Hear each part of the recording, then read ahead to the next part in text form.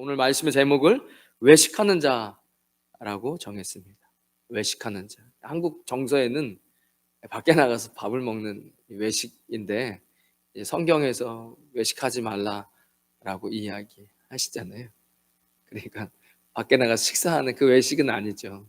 예전에 그 밖에 나가서 식사하지 말라고 하던 그런, 참 이렇게 뭐 함부로 이해하기는 어렵지만 믿음의 다 선배분들이 훌륭하게 목회하셨지만 또 때로는 이렇게 그때는 뭐 책도 없고 공부하기가 쉽지 않았을 수 있으니까. 오늘 같은 본문에 보면 바리새인들과 서기관 중 몇이 예루살렘에서 와서 예수님께 모여들었다가 그의 제자 중 몇 사람이 부정한 손, 곧 씻지 아니한 손으로 떡 먹는 것을 보았다라고 이야기합니다.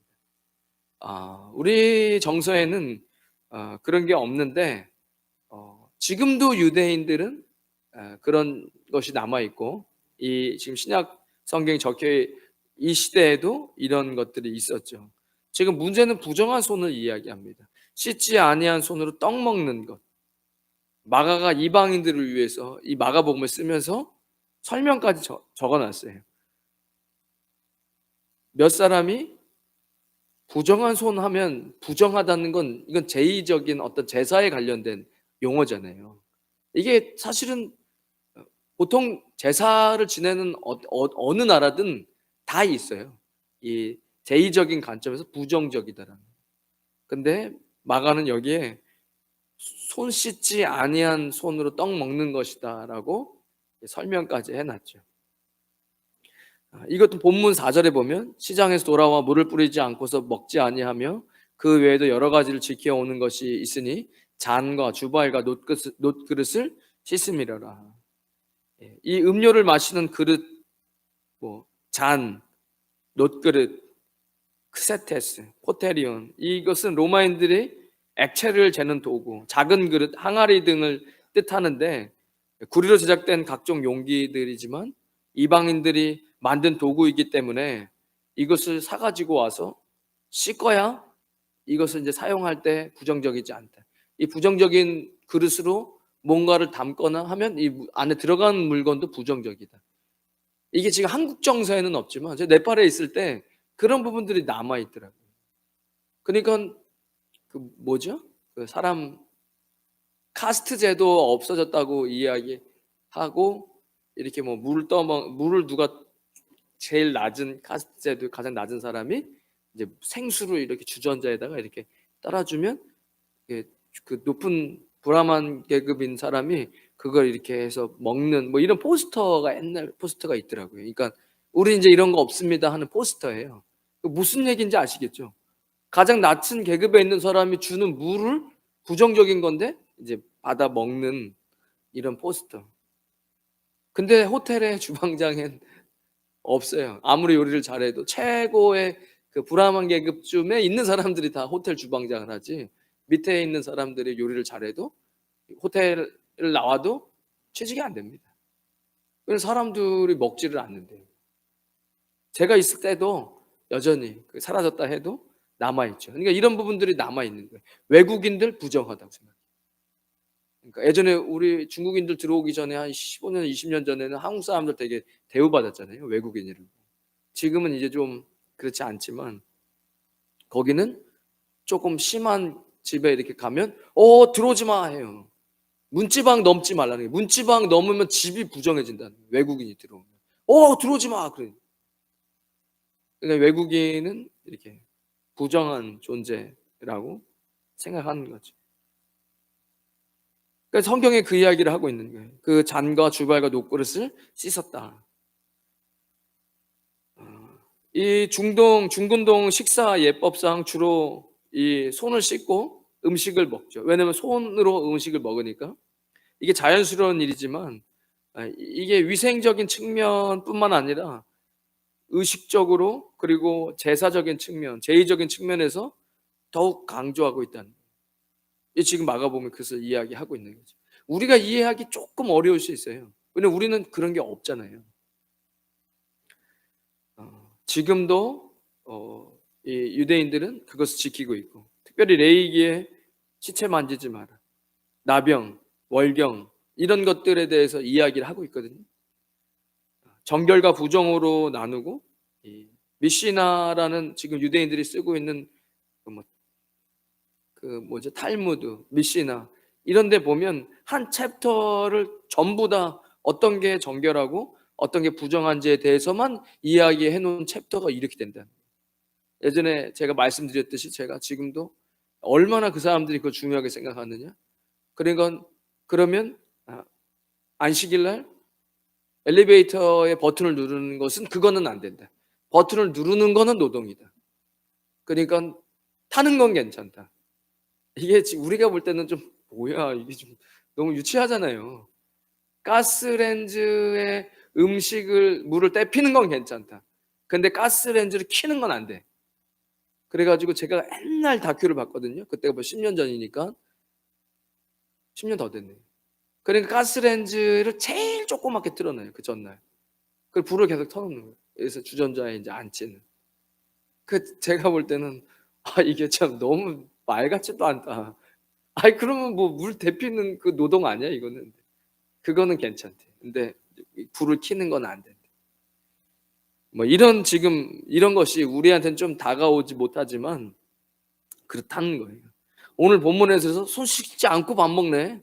이거 아주 일반 사람 같았으면 이게 더러워. 그러고 이게 좀 그래. 이러고 말았을 텐데 지금 본인들이 막 어떻게든 꼴보기 싫은 그 예수님의 제자들이 그렇게 하니까 이건 제의적으로 문제 있어요. 부정한 거예요, 이거. 이거 큰 문제네 하고 지금 예수님께 이야기하고 있는 겁니다. 5절에 이에 바리새인들과 서기관들이 예수께 묻되 어찌하여 당신의 제자들은 장로들의 전통을 준행하지 아니하고 부정한 손으로 떡을 먹나이까.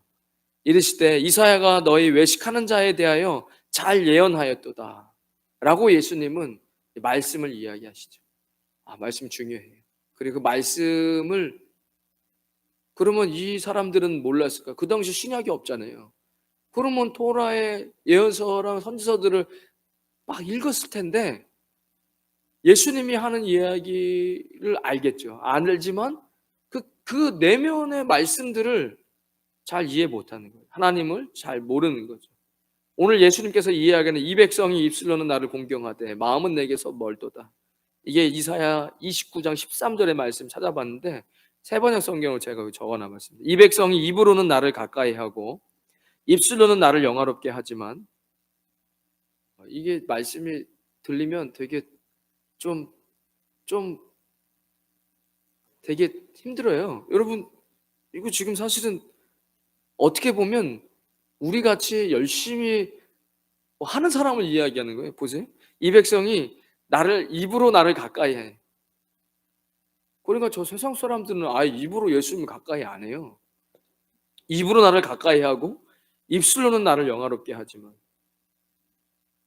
그러니까 말로 그리고 뭐 찬양도 하고 그 마음으로는 나를 멀리하고 있다. 그들이 나를 경외한다는 말은 다만 들은 말을 흉내내는 것일 뿐이다. 이렇게 이사야 29장에 이야기하고 있습니다. 외식하는 자들아, 너희 외식하는 자. 오늘 제목이 외식하는 자인데 이 외식, 히포크리테스가 의미하는 바는 자신의 얼굴을 가면으로 가리고 무대에 서는 연극 배우라는 뜻으로 결국 속과 겉이 다른 이중인격자 또는 위선자란 의미이다.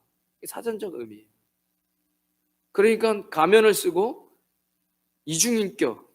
그래 제가 예전에 새벽에 설교하면서 저 사람 좀 능그렁이 같아. 이런 사람이랑 교제하지 말라 그랬잖아요. 사람 중에 되게 능글맞은 사람이 있어요. 뱀처럼 능글맞고 사람을 이렇게 막 잘 속이고 위선자, 겉과 속이 다른 이것은 그들이 주장하고 있는 주장과 현실적 행동 사이에 있는 객관적 불일치를 비판하는 말이에요. 너무 사전적으로 좀 어려운데 쉽게 말해서 가면을 쓰고 이중인격자, 위선자, 겉과 속이 다르게 행동하는 것을 이 외식하는 것이다 라고 이야기하는 겁니다. 8절에 하나님의 계명은 버리고 사람의 전통을 지키느니라 라고 이야기하고 있어요. 너희가 하나님의 계명은 버리고 사람의 전통을 지키느니라. 또 이르시되 너희가 전통을 지키려고 하나님의 계명을 잘 버리는도다. 그러니까 하나님의 계명은 버리고 사람의 전통을 지킨다. 요거를 한번 생각해 보셔야 돼요. 한국 교회, 필리핀 교회인데 우리는 이제 필리핀 개신교 버너겐 크리스찬 교회를 아주 많이 다녀보진 않았으니까. 우리 정서는 한국 교회 정서를 가지고 있고. 근데 세계 교회를 다 이렇게 저도 다 가보진 않았지만 우리가 조금은 다르다는 걸 알 수 있잖아요. 뭐 어디 아프리카나 남미 같은 데는 막 노래하고 이런 걸 좋아하니까 예배 시간에 찬양이 엄청 길고. 그러니까 이게 제국주의적인 선교하지 말라고 이미 서양 선교사님들이 우리 아시아보다 당연히 먼저 선교를 시작했잖아요. 그러니까 책으로 만들어 놨으니까 보고 계속 반복하는 실수하지 말라고 그걸 얘기해 놨어요. 왜냐면 제국적인 선교를 하면 선교사도 망가져요. 나중에 제왕적인 선교사가 돼 있어요. 자신의 왕국을 만들고 본인이 왕이 돼 있는. 예수님이 잘 전파되지 않아요. 그 나라 언어로 그 나라의 복음을 전하면 그 나라에서 예수 그리스도를 찬양하고 예배하는 그 나라 관습이 있는 거죠. 그러니까 선교학에서도 그런 얘기를 하거든요. 그럼 그러니까 너희 전통을 지키려고 하나님의 계명을 버렸다는 거예요. 만약에 우리의 신앙은 종교적인 게 없을까요? 종교가 있다니까요. 신앙생활을 하면서 종교적으로 변해요, 사람이. 그 종교적으로 변한 것이 어떤 하나의 틀을 만들고 그것이 마치 진리인 것처럼 10년, 20년, 50년, 100년이 지나면 그것이 나중엔 하나님의 말씀과 반대되는 일들이 벌어진다는 것이죠. 그런 경우는 사실 50년까지 안 가도 지금 지구상에 있는 모든 교회에 다 있어요. 우리가 몰라서 그래서 미국에는 아마 미국의 문화에 어떤 자기네들의 문화가 있었는데 그것을 뭐 규칙으로 정하고 그것이 조금 지나니까 마치 그것이 뭐 하나님의 말씀인 것처럼, 그러나 성경이랑은 별로 이렇게 연관되지 않는. 10절에 모세는 너의 부모를 공경하라 하고 또 아버지나 어머니를 모욕하는 자는 죽임을 당하리라 하였거늘. 그러니까 신약이 없던 당시 하나님의 말씀이잖아요. 내 부모를 공경하라 하고 또 아버지 어머니를 모욕하는 자는 죽임을 당하리라. 출애굽기 20장 12절. 이 10계명이 5계명입니다. 부모 공경. 또 출애굽기 21장에 효회관에 불순종하는 자들이 받는 심판과 저주, 이런 것들이 말씀에 적혀 있어요. 그렇게 하면 축복이고 하지 않으면 이거는 혼나는 거야. 법이라는 건 원래 그런 거잖아요. 이것을 말씀은 이야기하고 있다는 거예요.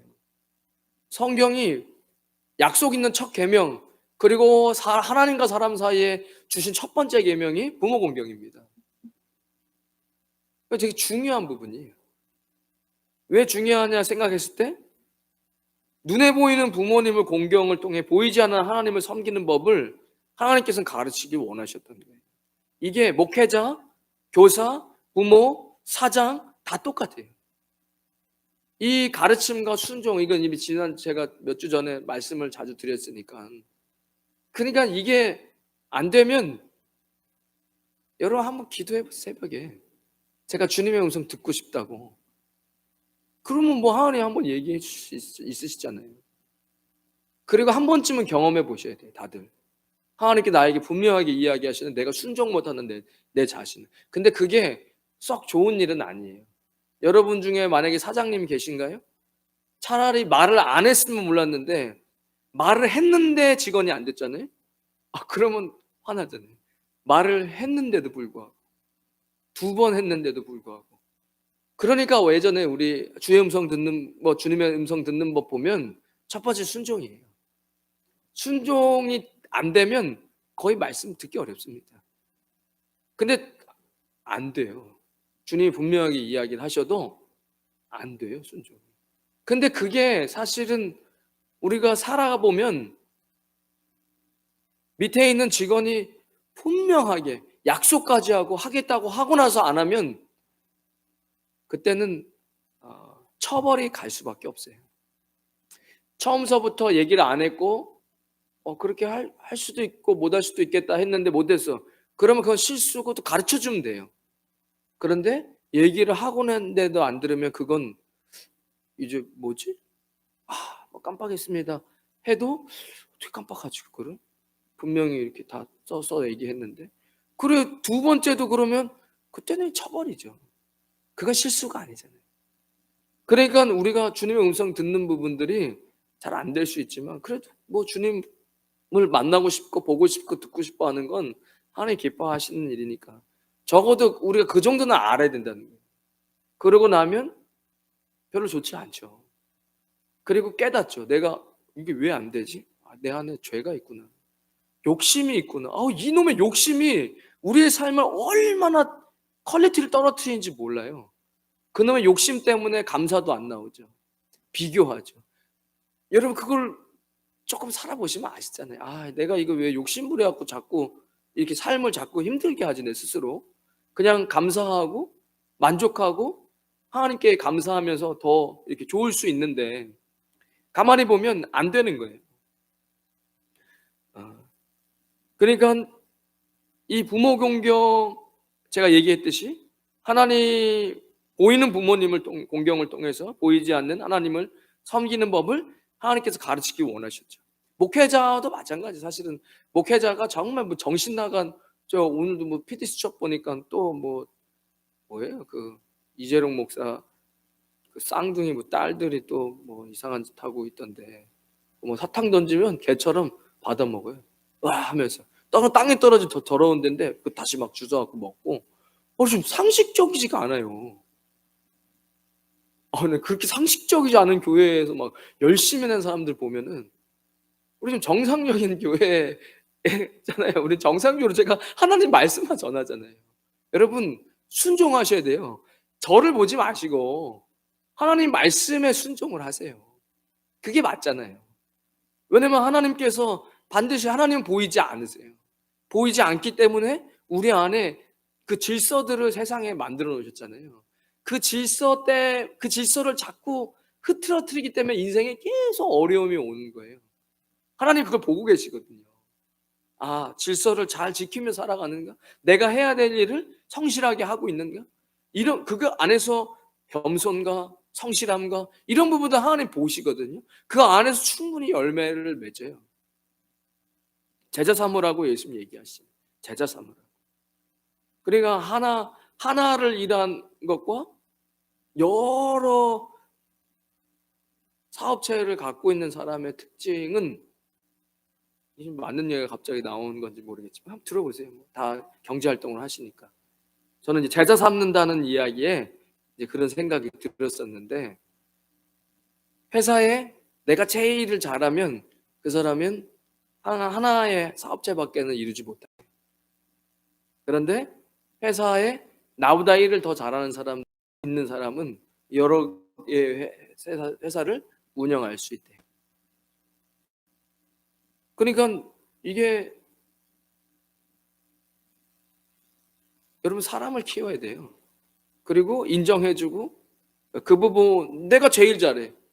그럼 나보다 못하는 사람을 계속 정죄하고 판단하고 이러는 거잖아요. 사람을 키워서 나보다 더 잘하는 사람이 그것을 맡고 할 수 있어야 큰 경영을 할 수 있다고 이야기하더라고요. 어쨌든 세상도 어떤 그런 세상에 무슨 경영의 법칙들이 있잖아요. 근데 하나님께서 만들어 놓은 법칙의 그런 법칙 중에 제가 그 얘기를 듣는데 그것도 다 하나님 만들어 놓은 이 세상에 자연 법칙에 다 들어가는 거예요. 사실은 가만히 보면 그 어떤 질서와 성실함과 겸손함과 이런 부분들이 하나님이 만들어 놓은 질서 안에 이미 세상에 가끔씩 제가 이해 안 되는 부분, 세상을 우리가 사탄을 뱀이라고 옛뱀, 용이라고 이야기했는데 왜 굳이 뱀처럼 지혜로우라고 예수님 이야기하셨을까? 그건 이제 세상을 이야기하는 거거든요. 세상. 그러니까 세상에도 하나님 만들어 놓은 법칙을 잘 보고 야, 요렇게 하는 게 맞겠다. 구원은 절대 받을 수 없죠. 근데 그 부분을 잘 이렇게 캐치하는 사람들이 있어요. 이제 무슨 얘기하다가 좀 곁길로 빠졌냐면 눈에 보이는 부모님을 공경을 통해서 보이지 않는 하나님을 섬기는 법 이야기 드렸습니다. 11절에 너희는 이르되 사람이 아버지에게나 어머니에게나 나 말하기를 내가 드려 유익하게 할 것이 고르반과 하나님께 드림이 되었다고 하기만 하면 그만이라고 하고 자기 아버지나 어머니에게 다시 아무것도 하여 드리기를 허락하지 아니하여 라고 이야기하는 거예요. 제가 이거 오늘 새벽에 읽었던 말씀인데 제가 좀 인사이트가 있었어요. 말씀에. 왜냐면 이 말씀은 지금 손 닦고 안 닦는 거, 부모 공경하는 거에 대한 이야기이지만 그 내면에 하나님 말씀에 더 깊이가 있는 거잖아요. 우리가 고르반 잘 알고 있잖아요. 이거 히브리어로 코르반이라고 하는데 제사장이 전승을 통해 그 뜻을 사전적으로 그 뜻을 알 수 있는데 그 뜻은 하나님께 드림, 하나님께 바치는 물건을 가리키는 매우 신앙적인 의미다.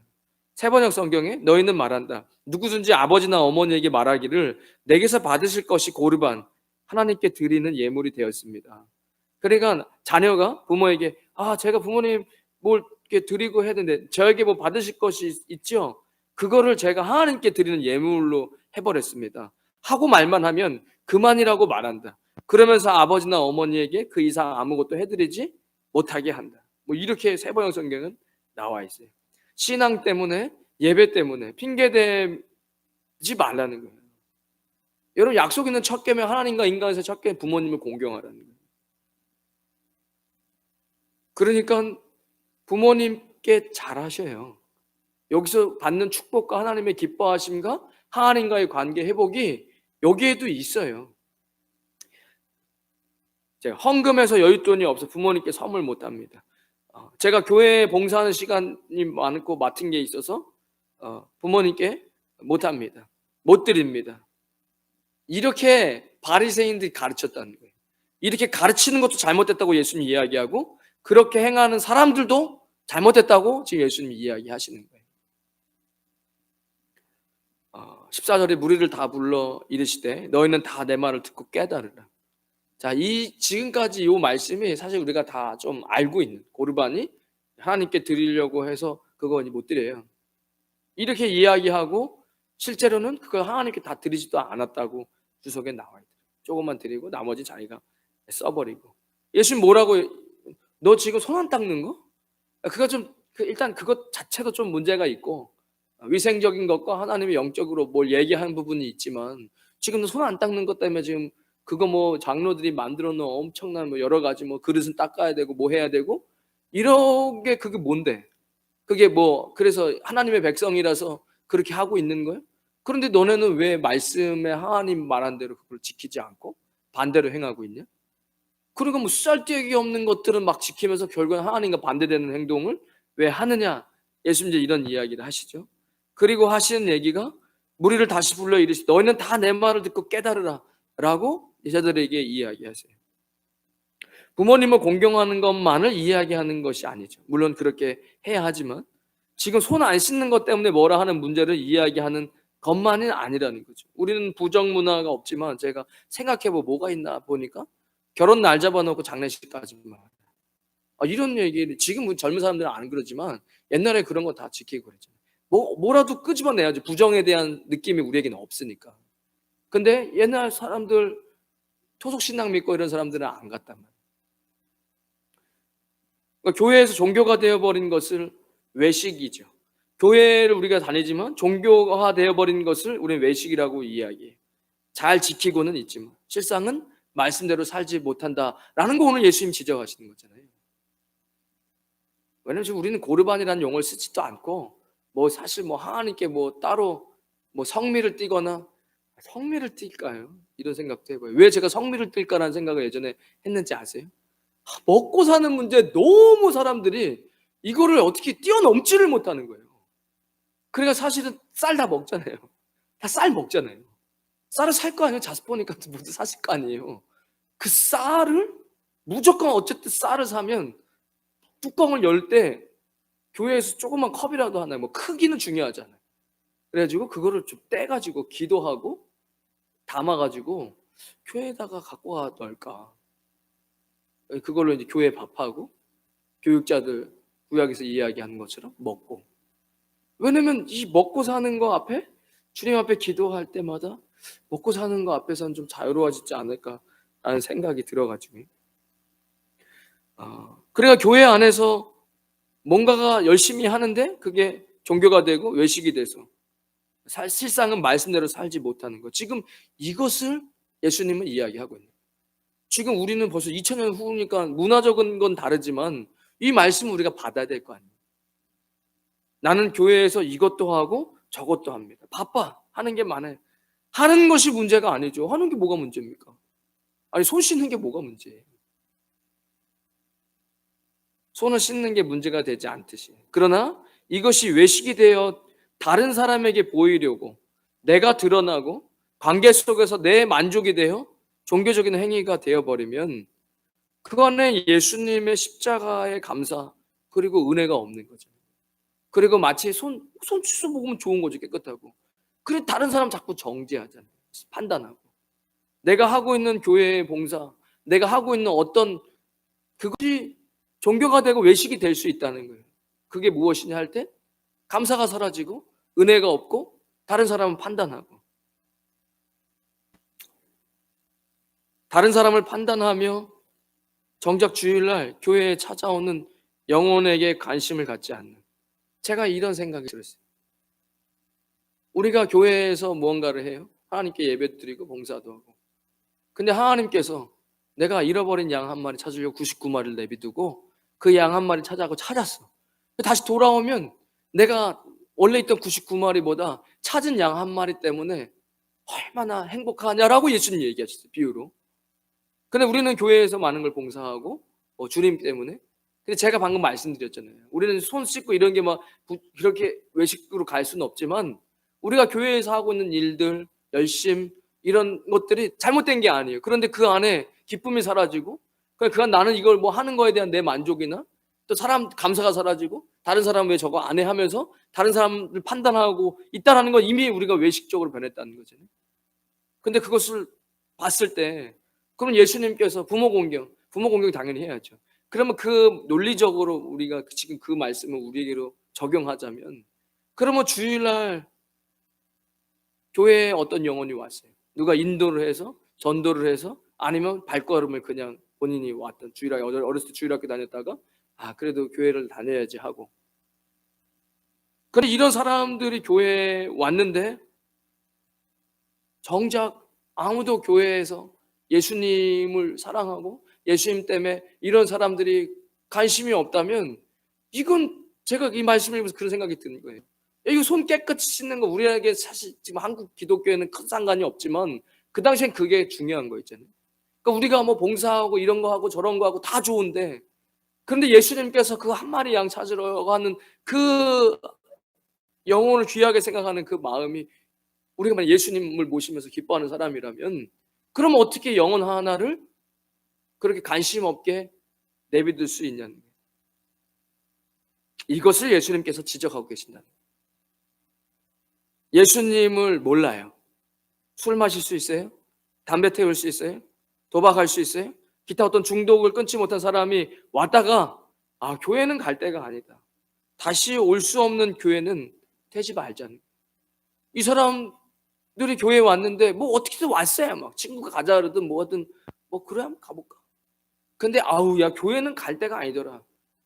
이거보다는 예수님 그날 못 만났을 수도 있어요. 그래도 야 교회 갔더니 좋던데? 뭐 환영해주고 선물도 주고 밥도 먹고 뭐 간식 가져주고 뭐 이런 것들 있잖아요. 제가 예전에 친구가 예수님 안 믿는 가정의 친구였는데 전화했어요. 오랜만에 진짜 오랜만에 한 7, 8년 만에. 그런데 제가 뭐 얘기를 할 게 없어서 그래 이러면 하다가 야 그래도 교회를 꼭 다녀라. 교회가 참 좋다. 예수님 믿고 네가 천국 갔으면 좋겠다. 내가 멀리 떨어져 있어서 뭐 같이 그런데 그 친구가 울먹이더라고요. 저는 욕할 줄 알았거든요. 왜 그러냐고 물어봤어요, 제가. 왜 그런지 아세요? 그 친구가 좀 힘들게 자랐거든요, 부모 없이. 그래서 항상 김밥 어디 가면 김밥을 사 먹어요. "너 왜 맨날 김밥 사 먹냐?"니까 어렸을 때 엄마가 없어 갖고 고등학교 때 여자친구가 김밥을 싸줬나 뭐 아무튼 김밥을 누가 싸줬대요. 근데 그거를 흘려 가지고 못 먹어 가지고 자기는 그 어렸을 때면 엄마가 김밥 못 싸주고 놀러 갈 때 소풍 갈 때 그게 너무 그게 뭐해서 맨날 어디 가면 김밥을 시켜 먹어요. 그래 좀 어려운 과거가 있었죠. 어떻게 지내냐니까 뭐 그냥 지내는 거예요. 어디 뭐 일도 하고 뭐 마트 가 일도 하고 이런저런 일을 하면서. 그런데 거의 7-8년 동안 "너 왜 그렇게 흐느끼냐?"니까 내가 고등학교 졸업하고 지금 8년 동안 단 한 번도 나를 위해서 잘 되라고 나 솔직히 모른다. 예수님 모르고 천국도 모르는데 그냥 그게 좋은 얘기라는 건 알아. 그리고 나를 위해서 이야기한다는 것도 알아. 어차피 뭐 제가 돈을 달라는 것도 아니고 지금 당장 무슨 뭐 끌고 가서 어딜 가는 것도 아니잖아요. 그냥 해외 사는데 전화한 거잖아요. 그 왜 그런가 이유가 한 가지예요.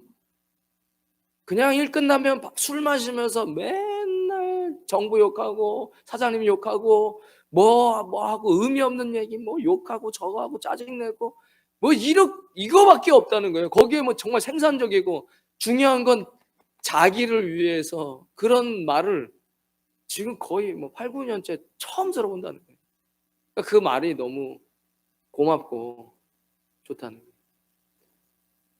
모르겠어요. 뭐 성령님께서 그 친구의 마음을 만져주신 건지 뭔지 모르겠지만 저는 그때 야 어떻게 7-8년 동안 단 한 번도 교회만 와도 당신은 존귀한 사람입니다. 존귀한 잘 될 겁니다. 라는 이런 어떤 위로라도 받아야 될 텐데 맨 세상에 서로 속이고 사기치고 어떻든 짓밟고 욕하고 뭐 남 핑계 대고 여러분 그런 사람들이 교회에 왔어요. 이런 사람들이 '야 교회는 다시는 올 곳이 못 된다.' 라는 교회는 되지 말아야지. 마태복음 11장 28절에 "수고하고 무거운 짐진 자들아 다 내게로 와라. 내가 너희를 쉬게 하리라." 누가복음 5장 30절에 바리새인과 저희 서기관들이 그 제자들을 비방하여 가로되 "너희가 어찌하여 세리와 죄인과 함께 먹고 마시느냐." 예수님께 대답하여 가라사대 "건강한 자에게는 의인이 쓸데없고 병든 자에게라야 쓸데있나니 내가 의인을 부르러 온 것이 아니요 죄인을 불러 회개시키러 왔노라." 여러분 예수님 믿지 않는 사람 뭐 어떤 사람이든 교회에 영혼이 왔어요. 우린 그 영혼을 복음을 전하고 사랑을 주고 해야 됩니다. 그것이 그리스도인 안에 없다면 그것이 나는 너무 부족해서 안 된다. 부족해서 안 되는 것 같으면 그러면 빨리 제자가 되셔야죠. 예수님께 제자가 되라고 얘기했고 너도 제자 삼으라고 이야기했잖아요. 아직 그럼 제자가 안 된 거잖아요.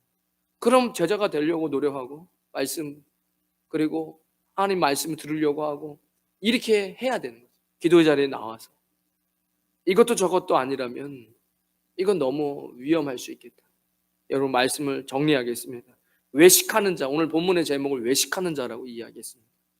하나님 우리를 부족하다고 책망하거나 뭐라 하시진 않아요. 하지만 우리 스스로 우리를 한번 봤으면 좋겠습니다. 내가 정말 영혼을 사랑하는 사람인가? 내가 예수님을 모시고 하나님의 일들을 감당하는 것인가? 아니면 외식하고 있는 것은 아닌가? 여러분, 우리가 아무리 부족해도 그래도 영혼 구원하는데 때를 얻든지 못 얻든지 하나님 말씀 전하는 거에는 늘 해야 한다라고 주님이 이야기하셨습니다. 제가 오늘 새벽에 사실 더 길게 얘기했어요. 가족 구원 어렵죠. 가족 구원은 어려울 수 있어요. 왜? 나의 부족함을 다 아니까. 그런데 차라리 모르는 사람, 다시 만날 수 없는 사람한테 복음 전하세요. 어쩌면 그 사람에게 여러분은 선지자일 수 있어요. 다시 만날 거 아니잖아요. 그러니까 그 사람도 되게 뭐지 이 사람? 일반적이지 않는데 갑자기 나한테 예수를 그 사람에게는 여러분이 선지자일 수 있다는 거예요. 다시 만날 수 없잖아요. 뭐 혹 전화번호 받아가지고 할 수도 있지만 대부분 스쳐 지나갈 때 복음 전하게 되면 그냥 복음 전하고 말잖아요. 한마디 하고 가세요. 나는 당신에게 분명하게 얘기했습니다. 그러고 딱 가버리면 아마 그 사람 뇌리에 계속 맴돌지 않을까. 뭐지? 이 사람 나에게 복음을 전했는데 난 당신에게 분명히 얘기했습니다 하고 딱 가면, 그럼 그 사람도 완전 멘붕해요. 얘기해 보세요. 나는 분명히 당신에게 얘기했습니다, 복음을. 그러면 여러분도 누군가에게 선지자일 수 있는 거예요. 여러분, 복음을 전하고 또 교회 안에 들어온 영혼들을 잘 사랑으로 관심 갖고 웰컴 하셔야 돼요. 그것이 우리에게 외식하지 않는 방법입니다. 우리에게 정말 예수님이 우리 안에 계신다면 예수님 가장 기뻐하시는 일들을 감당하셔서 늘 주님의 기쁨이 되시는 저 여러분 되시기를 주님의 이름으로 축원드리겠습니다. 하나님 감사합니다. 성경에 외식하지 말라고 이야기하셨는데 이 말씀이 꼭 우리와는 너무 멀리 떨어져 있다라고 생각하고 있지는 않았는지 뒤돌아봅니다. 주님, 예수님께서 영혼을 사랑하시고 십자가에서 피 흘려 주셨습니다. 복음입니다. 누구든지 그리스도를 믿으면 멸망하지 않고 영생을 얻게 되는 것입니다. 누구든지 돈으로 살 수 있는 거 아닙니다. 믿음으로 갈 수 있는 것입니다. 예수 그리스도를 전하고 영혼을 사랑하는 하나님의 백성들 되어지게 하여 주시옵소서. 예수님의 이름으로 기도드립니다. 아멘. 이제는 우리 주 예수 그리스도의 크신 은혜와 하나님 아버지의 무한하신 사랑과 성령님의 감동 감화 교통하심이 오늘 수요일 주님 앞에 나와 예배하는 주의 백성들 머리머리 위에, 그들의 가정과 자녀들 위에, 땀 흘려 일하는 믿음의 기업 위에, 우리 임마누엘 교회와 이 땅 필리핀과 조국 대한민국 위에 지금부터 영원까지 함께 하시길 간절히 축원하옵나이다. 아멘.